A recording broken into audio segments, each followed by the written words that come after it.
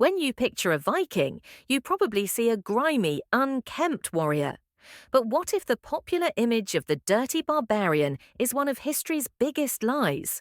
The truth is, the Vikings were surprisingly and perhaps even obsessively clean.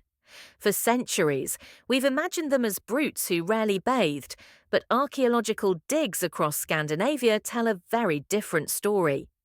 We haven't found sagas about soap, but we have found something much more revealing: grooming kits. In graves and settlement sites, we've unearthed countless combs, tweezers, ear spoons, and even nail cleaners, often intricately carved from bone, antler, or ivory. These weren't rare luxuries, they were everyday items. A Viking man or woman would carry their personal comb with the same pride as a warrior carried his axe. It was a sign of status and self-respect. This obsession with cleanliness was so ingrained in their culture, it's literally baked into our modern week. The Old Norse word for Saturday is Laugardagur, which translates directly to washing day. While much of Europe at the time viewed bathing with suspicion, the Vikings made it a weekly ritual for the entire family. They would gather by rivers or lakes, heating water with hot stones for a proper scrub. They even made their own soap. It was a strong, lye-based concoction made from animal fat and ash. While it wouldn't have smelled like lavender, it was highly effective for cleaning bodies, clothes, and even for bleaching hair. Beyond simple washing, they were masters of the steam bath. They built sweat lodges, much like modern saunas, where they could relax, socialize, and steam the grime away, a tradition that endures in Nordic countries to this day. And then there was the hair.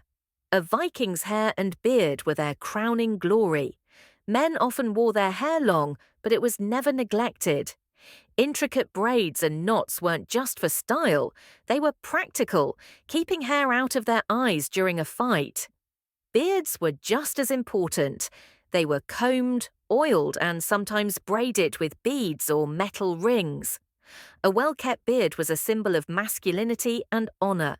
And they didn't just stick to their natural hair color. That lye-based soap we mentioned had a side effect. It lightened hair. Being blonde was highly desirable, and many Vikings, both men and women, intentionally used this strong soap to bleach their hair and beards to a fashionable pale yellow. Now, what about their smiles? Surely, with no dentists, their teeth must have been a mess. The reality is quite the opposite.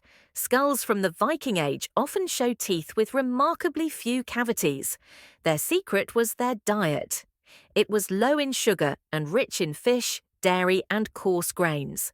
The gritty texture of their bread acted like a natural toothbrush, scrubbing their teeth clean with every meal. But archaeologists have discovered something truly bizarre on the teeth of Viking men: strange horizontal grooves filed directly into their front enamel. These aren't accidental scratches, they are precise, deliberate markings. Were they a badge of honor for proven warriors, a form of tribal identification, or something else entirely? We still don't know, but it shows a deep concern for personal appearance. This cleanliness extended to their clothing.